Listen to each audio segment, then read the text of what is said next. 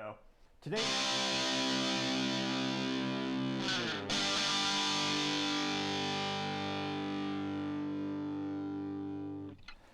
other interesting business news, you have the Nordstrom family considering taking the retailer private. Now, Nordstrom is perhaps one of the most best examples of customer service when it comes to a brick and mortar store and retail. One of my favorite stories, it was such a good story, became legend, and it is real. So, fun little ADHD story about Nordstrom's and them having unparalleled customer service. There was a gentleman who, way back in the 60s or 70s, he went out and they bought, tire chains for his vehicle. Which, if you don't live in an inclimatic area or you don't have snow around you, you might not know. Sometimes you have to put chains on the tires to get more traction.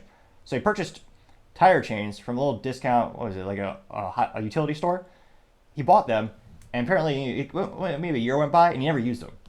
And when he went back to the store, Nordstrom had bought that store to expand one of their retail establishments.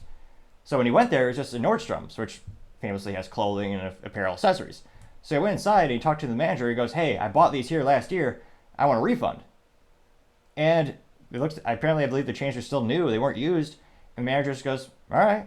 And they gave him a refund. And that type of customer loyalty, or rather retailer loyalty to the customer and doing the right thing, is so unparalleled. It became a thing of legend.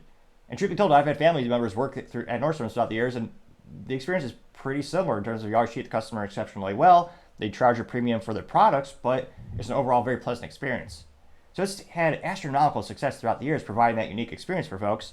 And however, they are, like many brick and mortars, they've had their challenges throughout the years. So if we just, let me hear Nordstrom, pull up their stock really quick, look at that long-term trend.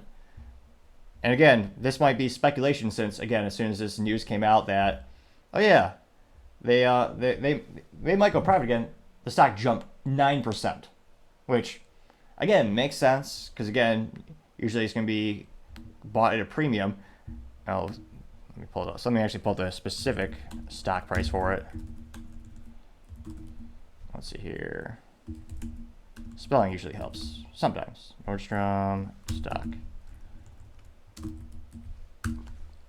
So it's currently trading $18.95 per share. Now the 52-week low was $12.88 per share with a 52-week high of $23.53 per share. Now looking at the long-term trend, the 5-year trend, it's been pretty rough. The 5-year trend is down about 55.84%. So that's been quite bad to say the least. Now we go to the 1-year trend, they are increasing. They started the year about $15 per share. In the past 12 months, they've gone up 17.76%. The most American of all percentages. And they are based in the greatest country, America. Some might debate that it is based in Seattle, Washington. But nevertheless, they were also founded in 1901 by Eric B. Nordstrom. Fun little facts as well.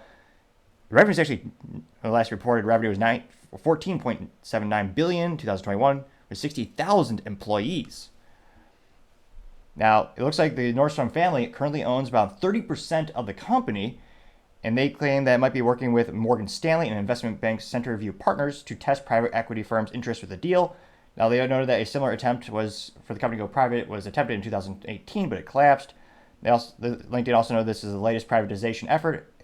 Comes as inflation is squeezing shoppers and retailers and is forecasting flat to disappointing sales in 2024, with Macy's facing similar instances, which Macy's is actually trying to push back on going private as they've had a few people try to buy them out. So it'll be interesting to see.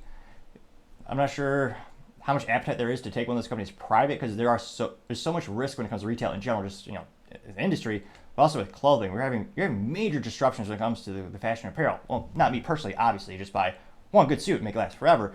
But there are these apps like Temu and Shimu and Babu, and I might be making up one of those, I can't tell. But you have these apps where you work direct with the manufacturer overseas, and they can ship it to you for a fraction of the cost. With I think the only downside being, maybe it'll take a little while unless they're flying the materials over here. But there's exponentially increasing competition. So let me know, do you think they should go private or be better just to keep it, be a publicly exchanged company? As always, be fascinating to hear what you have to say. Thank you everyone for taking the time to tune in. Again, we're trying to get to 4,000 subscribers by the end of the month. So if you could click that button, I would greatly appreciate it. Also, leave me a thumbs up, thumbs down, or comment is a great way to give me some additional feedback, letting me know how I can make the show better and better. Also, don't forget to take the time to tell your family, tell your friends, tell your coworkers, heck, tell your enemies, tell anyone and everyone. Just stay safe and fight the good fight.